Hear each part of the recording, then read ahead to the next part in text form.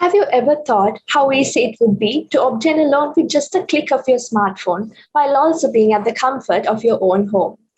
This is exactly what FinVolution is providing, and it is aiming to provide this benefit to more and more users throughout the world.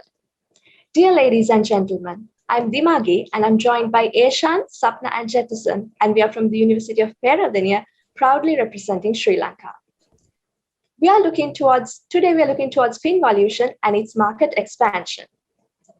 So before looking at the market expansion of FinVolution, let's take a look at the strengths of FinVolution and how we can leverage those strengths in order to facilitate this expansion.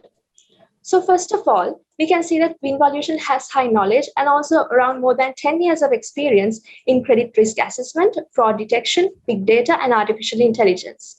And also we can see that FinVolution has many technological innovations that have changed the course of the fintech industry, like having strong risk management structures like the Magic Mirror, and also innovations like Magpie Bridge system that bridges the borrowers with their most suited financial lender. And also it has innovations like the Bright Mirror to detect fraudulent networks within the financial tech industry. And it also has innovations related to artificial intelligence like chatbots and loan collection robots to facilitate the smooth customer service as well as to ensure timely loan collections. Also, FinVolution is heavily invested in research and development, and also it has experienced positive cash flow since 2016, making it have enough strength and capacity to facilitate expansion. And also, FinVolution is a fintech company that is a pioneer in online P2P lending, making it ahead of other P2P companies involved in lending. While identifying the strengths of FinVolution, let us now identify the opportunities that are available for FinVolution in order to capitalize towards this expansion. First of all, we can see that FinVolution has received its first international license for P2P lending by its Indonesian subsidiary, making Indonesia an already eligible destination to establish its expansion. And we can see there is a huge market potential in Indonesia, which is also backed by the Indonesian government support, making it a further favorable destination for expansion. We can see there is a fast adoption of a cashless society in Indonesia, making more and more usage of card services popular among the Indonesian citizens in order to make it more favorable for the use of fintech services. And also we can see that Asia Pacific region is the hub of fintech innovation, making the countries present in this region very attractive destinations to launch fintech industries. So while having identified these strengths that can be leveraged for FinVolution, as having identified these opportunities that can be capitalized by FinVolution, I now invite Eshan to compare the markets and to analyze the market characteristics in order to facilitate this expansion of FinVolution. Well, Dimagi, dear ladies and gentlemen, as Dimagi explained, FinVolution is going to expand their business in Asia Pacific region, including countries such as Philippines, Vietnam, Singapore, and Indonesia. First, we are going to compare the markets in China and Indonesia, as they have already obtained a license to operate in Indonesia. As you can see, the unemployment rate is quite high in Indonesia compared to China. Also, the bank account ownership, debit card ownership, smartphone penetration rate, like things are more or less half in Indonesia compared to China. Also, the technology adaptation is quite low in Indonesia compared to China. These considerations should be considered in order to implement strategies when we are expanding our business in Indonesia. Before slide, before this. In addition to this, the FinVolution has to face some challenges as a usual fintech company when they are going to expand their business operations in another country. There are some of them are lack of credit history of new customers, lack of support in income documents, cumbersome paper-based work in KYC procedures are some of them. Based on these strengths, opportunities, and differences in markets and the challenges they have to face, the major question FinVolution had to address is, can they adapt the same business model that worked in China for Indonesia and other parts of the world? The answer for this question is yes, but with some modifications at initial stage of implementation. Because they are performing quite well in China with substantial financial stability, we are proposing the same model to adopt in other countries as well, but with some modification. For this, we are proposing a strategy called Indo-Fin Blossom, and my colleague Sapna will deeply explain this strategy with in-depth details. Sapna? Thank you, Eshan. Ladies and gentlemen, now I am going to provide more explanation about our strategy, which is about Indo-Fin Blossom strategy. So this is for sustainable consecutive 5 years, and our strategy consists with 6 major implementations. The first one is connecting with Financial Services Authority in Indonesia. And the second one is provide smartphones based on Central Bank Credit Information System in Indonesia. And also the third one is establishing kiosks for rural people. And next one is the reduce the competitive fee structure in Indonesian banks. Next, establishing digital display screens, and the last but not least, providing microloans to customers in rural areas. So let's look at each implementation one by now. So our first implementation, which is about connecting with Financial Services Authority in Indonesia. So with the support of government authority, we can access and analyze about the market penetration of consumer finance in Indonesia. So with that, they can identify data on Indonesian population, customer behavior, and their unemployment level, and also the customer exposure on how they are going to facilitate with the new emerging technologies. And also very important thing is consumers' background on their credit history.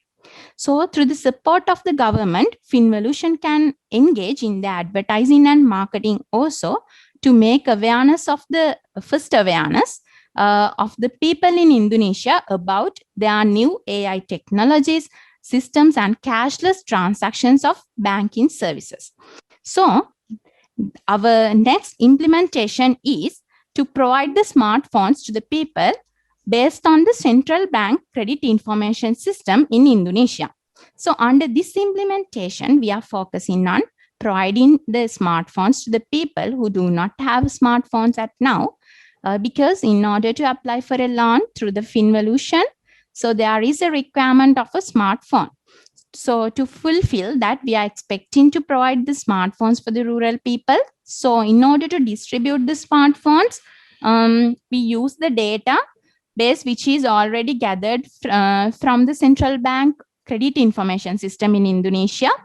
So as a result of that, our information system from the Central Bank Credit Information System in Indonesia, and as a result of our first implementation. So because at the initial point, we don't have any information about their credit history. So therefore, we are going for the credit information system, which is provided by the Indonesian government. So our strategy is to provide the smartphones here for the people who have good credit history. And also those people are eligible to get smartphones, and they should have to pay the value or the price of the smartphones as a monthly installments to the Finvolution. So that's why we check their credit history at the initial point with the use of Central Bank Credit Information System in Indonesia. So then our third implementation is establishing kiosks for rural people. So under this implementation, the people who are not eligible to get the smartphones under our previous implementation, so we'll have access to the do the cashless transactions through kiosks. So in order to get people aware from those technological services, so we are expecting to have some online advertising and all under our first implementation through advertising and marketing segment. So the rural people can aware about how to operate and do transactions through kiosks. So with this implementation also, our strategy is to make them eligible to continue the current China fintech technologies in Indonesia after third year onwards. However, our next implementation is reduce the competitive fee structure in Indonesian banks. As mentioned by Finvolution, so when choosing to open an account for the unbanked people, So in Asia Pacific regarded competitive fee structure as their priority. So therefore, we are expecting to reduce the fee. With that, unbanked people will get more convenient to open an account. So having proper contract between the Indonesian banks, so we can implement this.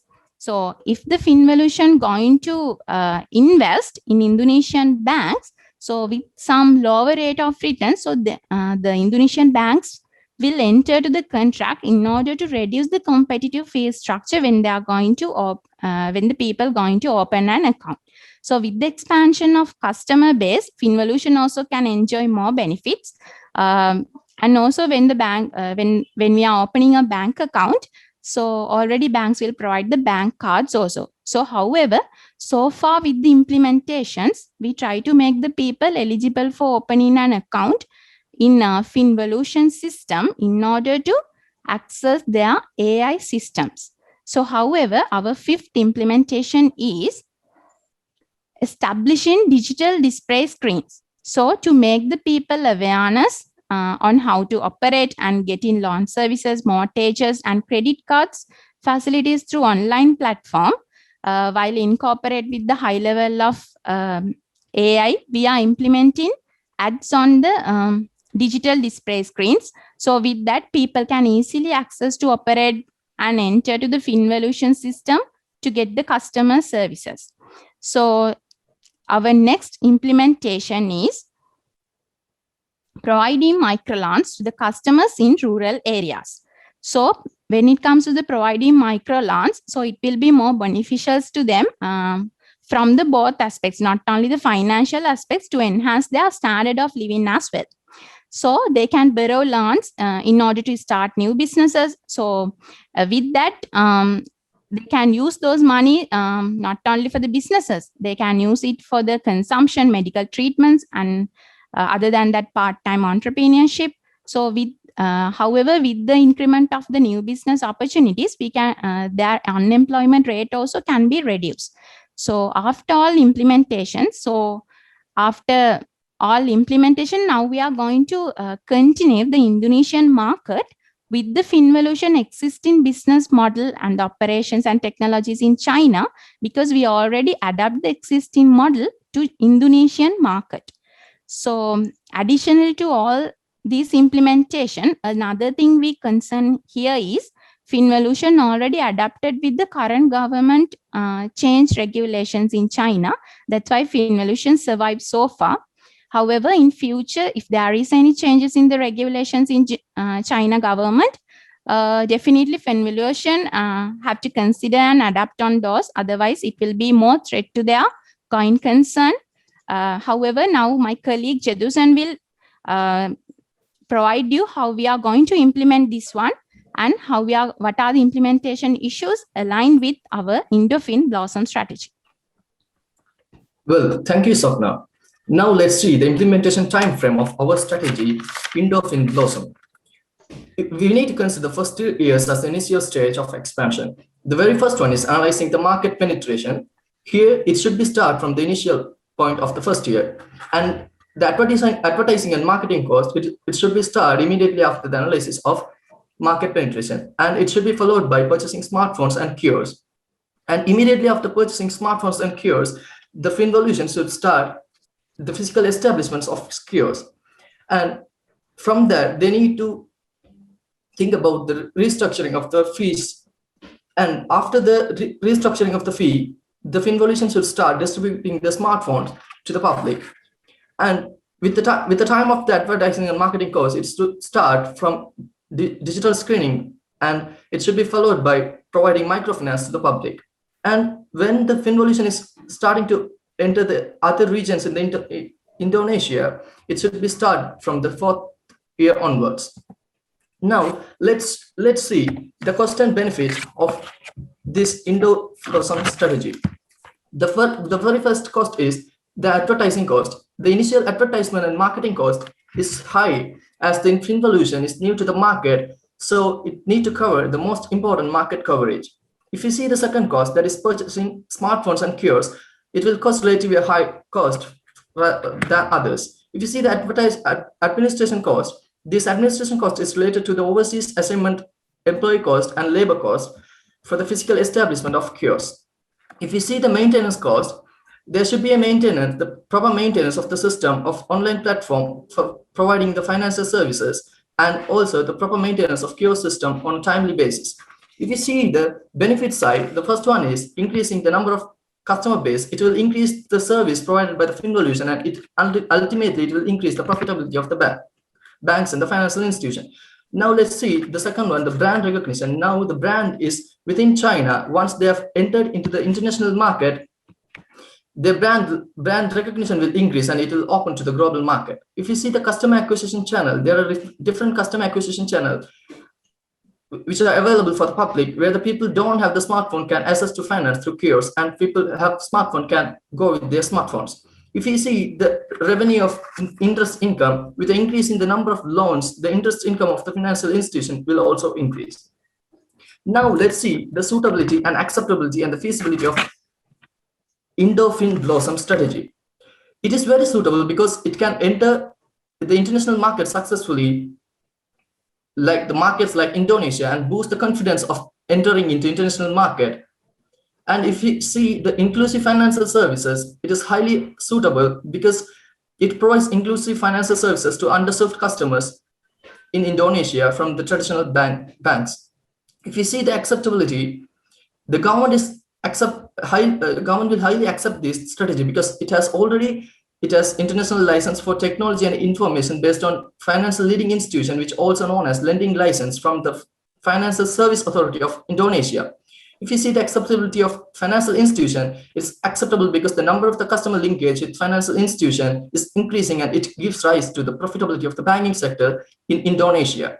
If you see the customer side, it is more convenient to the society in Indonesia as they have easy access to finance through online financial service platform. If you see the economy, it is highly acceptable because it increases the job opportunity by giving loans to venture capitals and small businesses to expand themselves, and by getting employees from Indonesia for the physical establishment of kiosks, it reduces the unemployment in Indonesia. If you see the feasibility of this strategy, the financial resources are available because the companies don't have any capital constraint for doing this expansion, and human resource, the Finvolution is having the adequate number of employees and human knowledge in electronic engineering and accounting field as well. If you see the technological resources, the Finvolution is having artificial intelligence, big data, and magic mirror in order to implement this strategy in a successful way. Now let's see the implementation process. There are implementation issues for which we have come up with some suitable remedies. The first one is reluctance of financial institution. The financial institution may initially not wish to restructure their fees to new banks account opening holders because it is reducing their non-interest income. For that, remedy is Finvolution can compensate their loss of non-interest income by giving them commission based on the number of new accounts opened. If you see the money laundering and creation of the black market, people from the rural and small town may not be aware of microfinance that are available for them at a lower interest rate. So they may engage in obtaining funds from the money lenders, which will create a black market. So for that, Finvolution can conduct awareness program among the people about the non-secured microloans, which is available for them at a very low cost than the money lenders. If you see the non-payment of the bank loan, it is also an issue. This can create and increase the liquidity and credit risk of the financial institution in Indonesia. If there are any liquidity issues caused to systematically important banks in Indonesia, it will create a huge negative impact on the whole society, whole economy.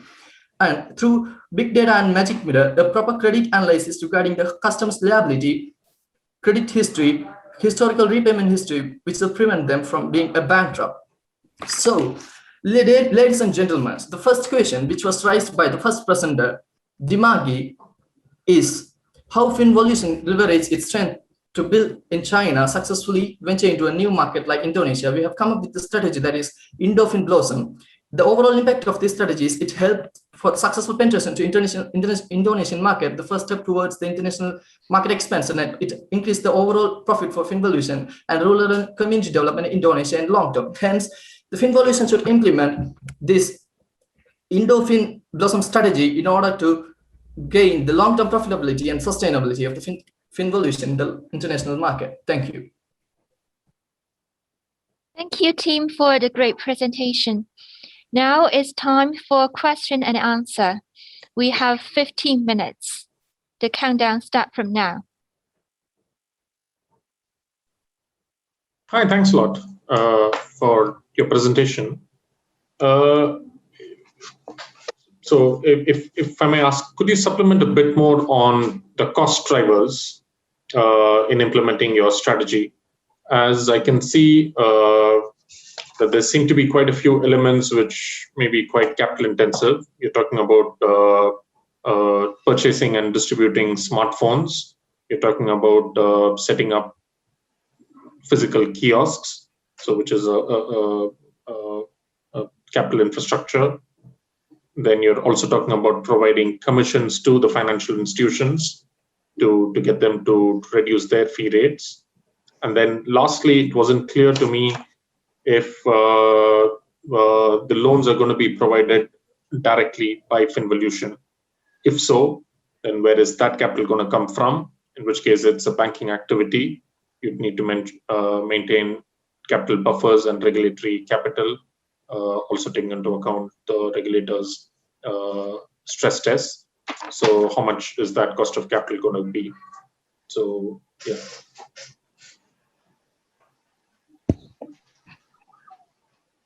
So could you provide some breakdown of the expected costs for these various elements?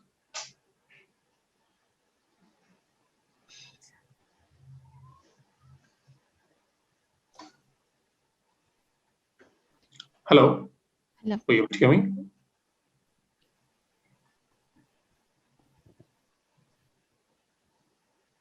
Hello. Yes. Hi. Hi, Sapna. Yes. So under our implementation, we are expecting to provide smartphones. So, however, when it comes to the case study, so Finvolution identified that there is a capital availability is not more constrained for them. So that's so it means and also with the exhibit 6 also we can identify when it comes to Finvolution financial performance, they are in a good position because they are already have more return earnings with them. So however, we are not going to so if we are going to provide the smartphones, and also we are going to charge the value of the phones. So on the monthly installments, based on monthly installments, so they are also however they also we can again we can take the we can get the charges from the people back, and also at the initial point, if we are when we are going to purchase in the smartphones and establish in kiosks, we can use our already retained earnings. So because in near future, within the on consecutive 3 years, we can again have some breakdown of the numbers though, and yeah, so smartphone was just one element. There was also the kiosk, the commissions to reduce the fee rates, cost of capital for the regulatory buffers and so on. So have you made sort of projections of revenue and costs and profitability? Yeah, for the commission part, it's actually with an increasing number of the new opening account holders, the Finvolution will gradually increases its profit, and we are trying to compromise, and we are trying to get the support of the financial institution by giving them the commission, because in our strategy we have planned to restructure their cost, because the customers in Indonesia and the people in Indonesia are like discouraged about this initial payment in order to open their accounts in the banks. So it's like with the increasing of the number of customer base, there will be definitely a profit for the Finvolution, and it will be a huge one. So with that, we are trying to give a part of the revenue as a commission to the financial institution in order to get their supports. That's it. So I'd like to understand a little bit more about the business model and where you expect some of the revenues to come from. So for the mobile phones, for example, it wasn't clear to me until the Q&A that the idea would be actually essentially financing the mobile phones, if I'm understanding that correctly. I'm recalling back on the timeline where there was mobile phones kind of purchased at year one and there was a gap between the distribution of it. So I'm trying to reconcile that, how that works against the business model. Why not just let the consumer purchase the mobile phone directly and provide the financing of it? And then that way you don't have to deal with, for example, inventory, devaluation for consumer electronics, which devalue rapidly, and other such logistics. Can you explain a little bit about what your strategy is there? Yeah, so thank you for the question. So we have identified that already in Indonesia, there is a very low mobile penetration rate. So it seems that the Indonesian citizens are not really focused on this buying the mobile phone. So we are providing it while enhancing, while promoting the benefits that they could gain while using these financial technological services. So with highlighting that, we are providing the mobile services and we are just aiming at the initial customer segment of very needy people who are in need of loans, and so they can start their own businesses or SMEs, so they can develop themselves as well. So we are providing the mobile phones because from themselves, they don't have an initiative to buy the phone. So if this service is to be launched among the citizens, we believe that it would be better if we start from providing them, then we can ensure that they have the needed facilities in order to use these services that are provided by FinVolution. Okay, and let me ask you a little bit about the kiosks as well. So I wasn't sure if these kiosks are intended for individuals who are banked or not banked, but can you give me a sense of what types of transactions you would expect people to make through the kiosks? And if they're not banked, how do they actually pay for it? And if they are banked, is that not something they can do through their banks? The reason for adopting the facility of kiosk is the situation in Indonesia is not like in China, because the technology adaptability things are not like in China. As we know that Indonesia has several rural community. The rural community is the most of the part of their society, and sometimes they may have some issues with adopting smartphones like facilities they may reluctant to purchase as well or use them as well. So that we are going to establish some kiosks in some towns and cities and to access them via those kiosks. That's the reason we are proposing this kiosk facility. We know that actually it will be cost initially, but we assume that we could cover this cost with increasing number of users within 1 or 2 years. That's it. Okay, just one last question from me. I recall that for the case in China, the point of one of the value adds of the company and its products is that it's able to provide credit risk analysis in the absence of information from a credit rating database like a regulatory or otherwise. However, in Indonesia, the model proposes to work directly with the OJK, that's the local acronym for the regulator. Why work with the regulator in this case when the appeal of the product was that it was able to do what the regulatory information was not able to provide? And secondly, what if the regulator does not want to cooperate? Because OJK is very protective of customer privacy. What happens to the business strategy in such a contingency? So initially, we thought of getting the services of this regulator because initially when we are launching this service in Indonesia, we don't have the credit history initially. So even when we are providing these smartphones, we don't know to which people we have to provide this, because we are going into a totally new market where we don't know the credit history of these people. So in order to get the background at the initial stage only, we are partnering with them, and then afterwards we can of course carry out on further on the credit risk assessment facilities already that are present in FinVolution, in order throughout the implementation of FinVolution after the establishment. And also we think that the regulator will join with us, because they have already given the license and they are interested in serving their people as well, because it will once again it will be beneficial for their economy as well as also their citizens, and also it will be a benefit for their financial institutions as well to improve their efficiency, and already they can also increase their customer base. So we believe that they will agree with this strategy.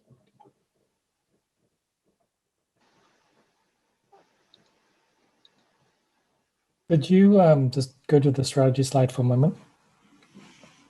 You can bring that up, the high level one where you show the 5.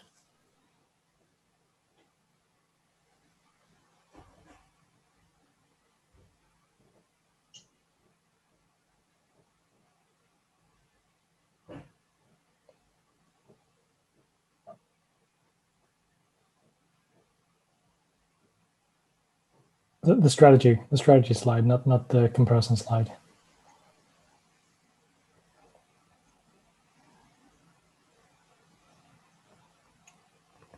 Yep, thank you. So I guess so providing smartphones is something to help you with your main strategy. Can you get into a bit more details what your main strategy is? Because your comment is connecting financial services. Can you just go a bit more detail on that one?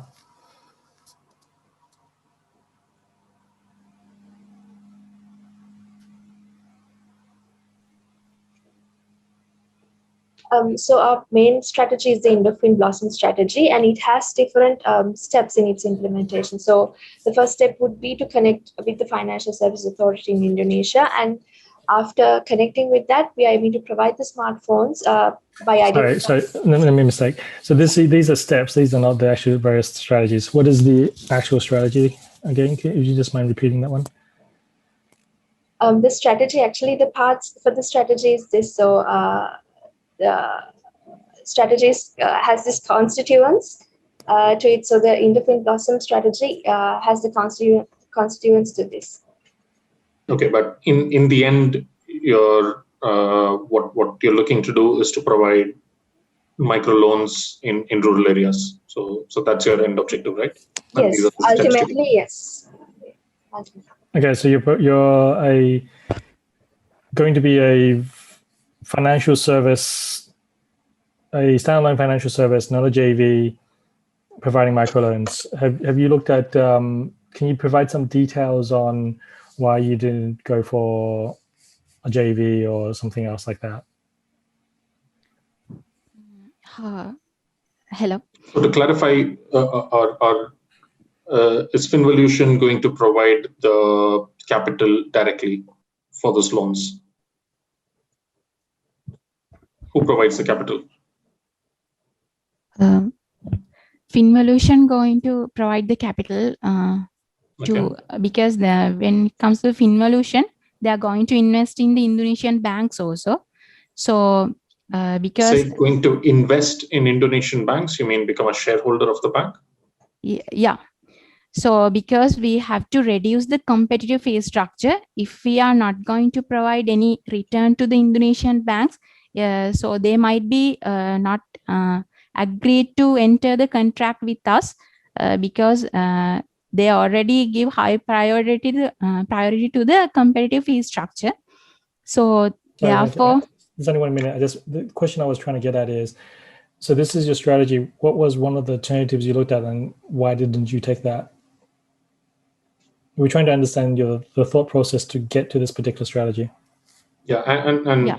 With your answer, sorry, I'm a bit confused, because you answered saying that FinVolution will directly provide the loans, but then you're also saying that you need the banks to No. reduce their fee rate. So is it the banks that are going to give the loans?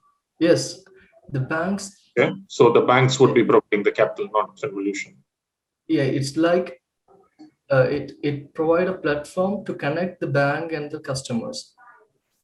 Ultimately, the microfinance that is gonna issued by the banks.